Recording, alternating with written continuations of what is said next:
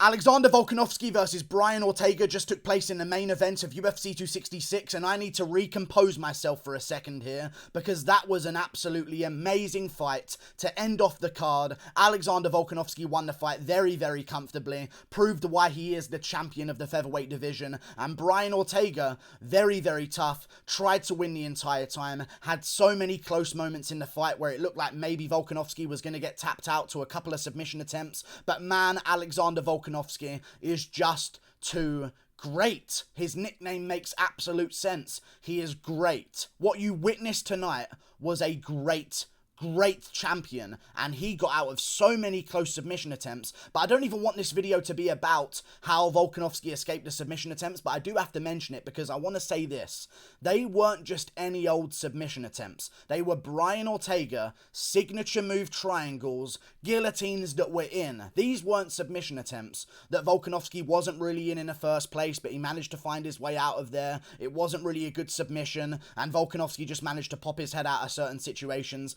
Volkanovski was in absolutely terrible situations in certain moments of this fight, but he showed how great he was. And even when he was in a triangle with Brian Ortega, he is looking at Ortega in T-City, Triangle City's triangle, and he's doing this with his eyes. Doing faces to Brian Ortega in the third round of their fight. Manages to find his way out of there. He has no quit in him whatsoever. He does not know the meaning of the word tap. Found his way out of every single submission attempt that Brian Ortega had him in. And then after that, he comes out and dominates Ortega the rest of that round. And I thought maybe could have made it a 10-8, but because of the close submission attempts, I guess there's an argument that it shouldn't have been a 10-8, but he was battering Ortega at the end of that third round. I thought they were going to call off the fight at the end of that third round, but Alexander Volkanovski, now we've covered the submission attempts, is great. Stop disrespecting that guy. He is the best featherweight in the world. He beat a better version of Brian Ortega tonight. Brian Ortega showed up, but Alexander Volkanovski in the first two rounds, just way too good for Brian Ortega. Outclassing him on the feet, making him second guess himself. Volkanovski just couldn't let Ortega get out of first gear in that fight on the feet. He was too simple, and Volkanovski does too many different things. Inside leg kicks, outside leg kicks, calf kicks, body kicks, a couple of head kicks as well, a couple of jabs, some shots to the body, a couple of right hands, and he'll fake it, and then he'll go back out again, and he'll come back in and land another big shot. His range management is just too great. Ortega was falling short with so many shots in that fight. He landed a couple of good ones, but Volkanovski was landing even better ones of his own. We just witnessed greatness go down. I'm not going to be a Joe Rogan and say Volkanovski is the greatest featherweight of all time, because I'm sure if Joe Rogan was there, he would probably crown Volkanovski that anyway. Even still, he's on his way.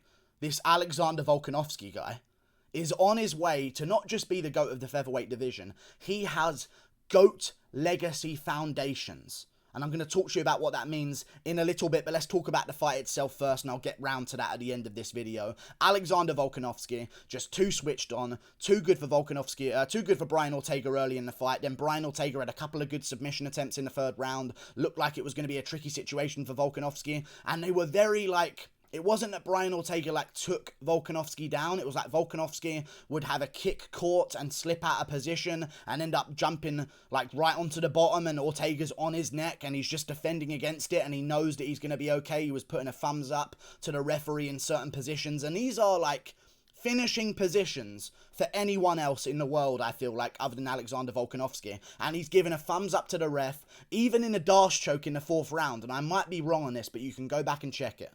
He looked at Herb Dean, he put a thumbs up, and he said, whilst in Brian Ortega's Darce choke, deep, he said, nah, he's guessing.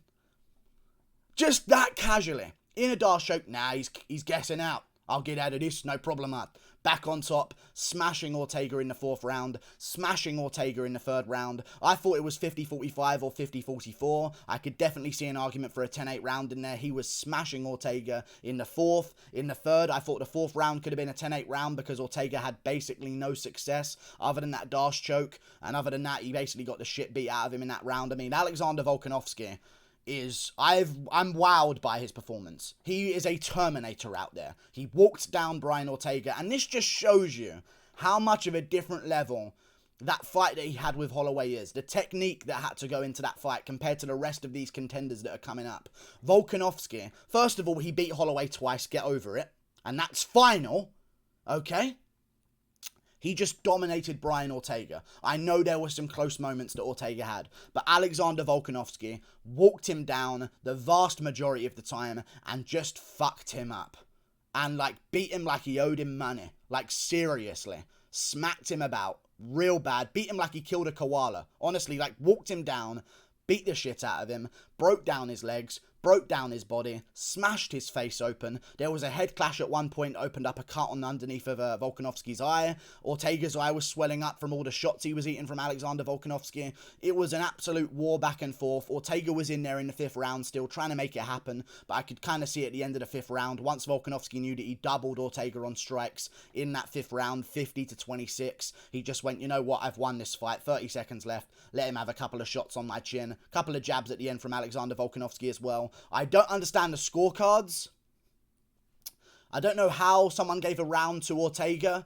Like, I guess he landed some good shots at the end of the 5th because Volk was just cruising to a decision win that he knew he had in the bank. But, like, he got doubled on significant strikes that round, did Ortega, and got dominated for, like, the first 4 minutes of it. I have no idea how they gave that 5th round to Brian Ortega. But Alexander Volkanovski is a fucking Terminator of a man. I think he might go on to be like a GOAT, period. I'm going to pick Volkanovski. I don't care if I'm putting this in stone too soon. I think I'm just going to pick him against everyone. Unless Holloway literally clones and duplicates himself in the middle of the Yair Rodriguez fight and has a conversation with himself and an argument with himself and beats a clone version of himself as he's beating Yair Rodriguez.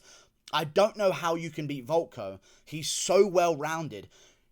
I need to mention this to people are giving Brian Ortega so much praise. They're giving Volko basically none. That's what I'm seeing right now on all of the social medias. Man, Brian Ortega's tough. Top comment. Man, he almost had those submission attempts. Volko is a fucking savage. Honestly, he's a savage out there. I loved every second of it. He still won't get the respect he deserves. It's absolutely pathetic that he won't get the respect he deserves. But man, it's crazy to me how he doesn't get respect like every other champion in the UFC. He is actually a savage. Actually a savage. But there you go. There you go. 50k for both of them, I guess. It could have been Moraes versus Dvalishvili. That was also a great fight, but man, he's the GOAT maybe moving forward. I don't think he's earned that yet. But let's talk about Alexander Volkanovski's foundations. 20 fight win streak, did I hear? I don't even know if he actually is on a 20 fight win streak. But apparently he is, according to Daniel Cormier. He's on a 20 fight win streak in the featherweight division. Listen to what I'm saying about Alexander Volkanovski right now, okay? His only loss is when he was fighting welterweights at 5'6". He got head kicked by a random guy. I don't even know who it was. Craig Jones is a jiu-jitsu guy he trains with. Someone else head kicked him at welterweight. He has a win in his career in the middleweight division at 5'6", regardless of what level it was. Regional scene, who cares? Middleweight was defeated by Volkanovski. Has a win there. Has a win at welterweight, I believe. Moved down to the featherweight division. 20-0 at featherweight. 20 fight win streak. 20-0, okay? He's beat Holloway twice. Don't care what you say. I think he beat Holloway twice. He beat Holloway twice, and it's on paper as well. So let's just talk about what's on paper. He beat Holloway twice. He beat 3-round Aldo and neutralized him. Aldo had no success against Volkanovski in that fight whatsoever. Neutralized a 3-round Aldo. Now he's just destroyed Brian Ortega other than a couple of hairy moments. He beat Mendes on full camp and broke full camp Mendes and went to war with him and finished him in the second round. If he beats the winner of Holloway Rodriguez and then let's say this, there's no other clear-cut contender at the time, and he starts eyeing up 155. Let's not forget, Holloway almost beat Poirier at 155, and had a better showing than McGregor did, than Gaethje did, than Dan Hooker did maybe in certain moments. If Volk moves up after defending a couple of more times at featherweight, wins the lightweight belt against a legitimate champion who's got a couple of defenses, let's say, and then retires, you might be looking at the GOAT of the sport, period. And I don't care what anyone says. They're not going to give him that respect, but I give him that respect.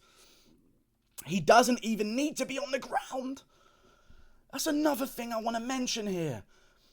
All these people saying close submission attempts, though, almost tapped, though. He doesn't need to be there. He is going there anyway because he wants to fuck Ortega up. That's it. He does not need to entertain the ground game for a semi-second. He does not need to be on the ground. He could have stood up out of guard, stood Ortega up, and probably finished him on the feet a little bit earlier. Who knows? He does not need to be on the ground. And he just wanted to be there to get out of submissions, to land big shots of ground and to pound fucking Ortega into a pulp at the end of the third round. Crazy cardio from Volkanovski. Crazy technique from Volkanovski. He's like Mendes, less power. Mendes with great technique, great cardio. Someone in my chat said this. Great chin as well, because he did take some big shots there. Took him well, shook him off. Nothing really big to him. Get straight back to work. Third round, though, and I do want to talk about this because this does intrigue me. The fight, technically, according to the rules of MMA, should have been stopped at the end of the third round. And I want to tell you why. Ortega is out cold at the end of the third round, basically. He's not responding to Herb Dean. He's on his back. He's got his eyes closed. He's, The other guy's coming in, trying to wake him up, pour some water on his head. I want to tell you about the rules. Ortega must make it back to his stall and stand up on his own, I believe within about 10 seconds. It is, or after a verbal warning from the referee. If he doesn't get back up on his own after the end of round 3, the fight should be over. That fight should have been over at the end of round 3. Credit to Ortega for toughing it out and continuing and getting back in there and trying to make something happen at the end of round 5 when Volko knew he'd won. But at the end of round 3, I believe it was at the end of round 3, he's on his back. He's been pounded out in that round. He's not getting back up at all. That fight should have been stopped. And also, I want to mention this. I know I'm being a bit diggy here, and I'm maybe poking and splitting hairs a little bit. His coach came in and helped him back up. That is not allowed. I swear that's not allowed. I don't know where I've read that rule. I've heard Joe Rogan and DC say it on commentary before. You have to get up on your own. You have to get up on your own. You have to. And they helped him back up. Sat him back on his stool. The fight should have been over there. Either way, he continued. Credit to Ortega, but man, Alexander Volkanovski, there is never a more fitting nickname. He is the great. Like Alexander Hernandez needs to change his fucking name to the mediocre because he doesn't earn that nickname. Just because you're called Alexander does not make you the great. This is the great Alexander Volkanovski. He is on a different level to these featherweights. Holloway trilogy is always going to be an option, and I love that it's an option. Don't you also love that, Holloway fans, that can't accept that he lost the second fight? Don't you also love that there is this, like, nemesis of Holloway? Imagine how boring it would be if Holloway is dominating everyone. There is a nemesis here in Alexander Volkanovski, and I'll tell you this. He's improving rapidly. Training with Craig Jones, getting out of submission attempts. His ground game, his offensive ground game is phenomenal now, okay? Amazing offensive ground game. And against Max Holloway, he got him down, didn't really know what to do against him on the ground. But whenever he was against Ortega, he was passing over the guard, making quick moves to get to side control and into mount and land big shots, posturing up in the guard, stacking the guard, landing big shots there. I mean, he was working a clinic against Brian Ortega. I think that he doesn't lose to, like, who beats him? Who can actually beat this man? McKee can talk all he wants, but while you're at Bellator, you can't fucking speak. Like, you straight up can't speak. It's a completely different rise to the top. You just can't speak at Bellator. I know Chandler's in the UFC and Pitbull beat Chandler and McKee beat Pitbull, I understand. You just can't speak unless you're in here fighting the depth of talent. Who is the next defense of AJ McKee? We don't actually know. It's probably going to be Pitbull again in a rematch. But if it's not him, it might be Pedro Cavallo on a 2-fight win streak against absolute cans at some point. There are no cans fighting for belts in the men's divisions of MMA. I'll break down Shevchenko Murphy soon.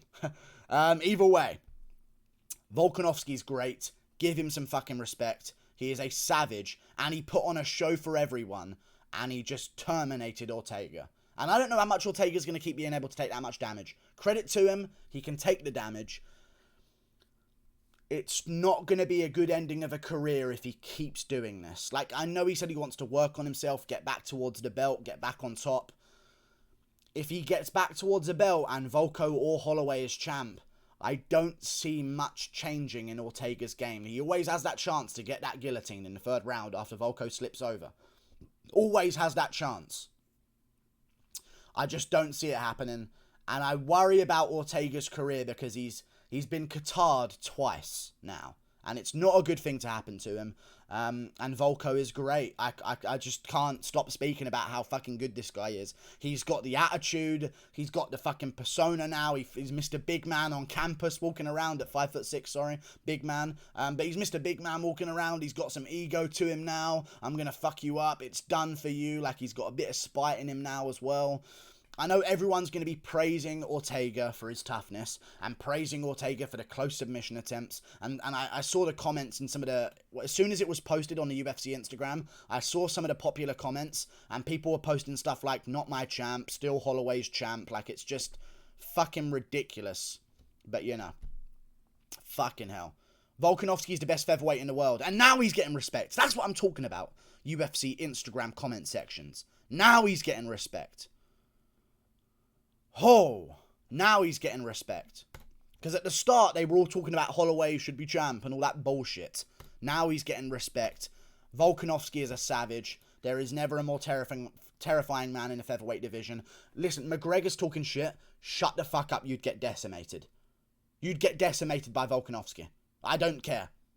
You wouldn't land. You'll be outclassed. And you're not going to cut down to 145 anyway.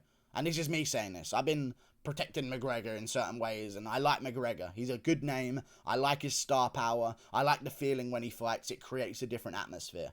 Shut the fuck up. Volko would annihilate you and sodomize you in any way he fucking wants. Like and subscribe. Thank you for watching. Click that button up there. Toodle pip. Amazing fight. Volko's the fucking best 45er in the world. Toodle pip.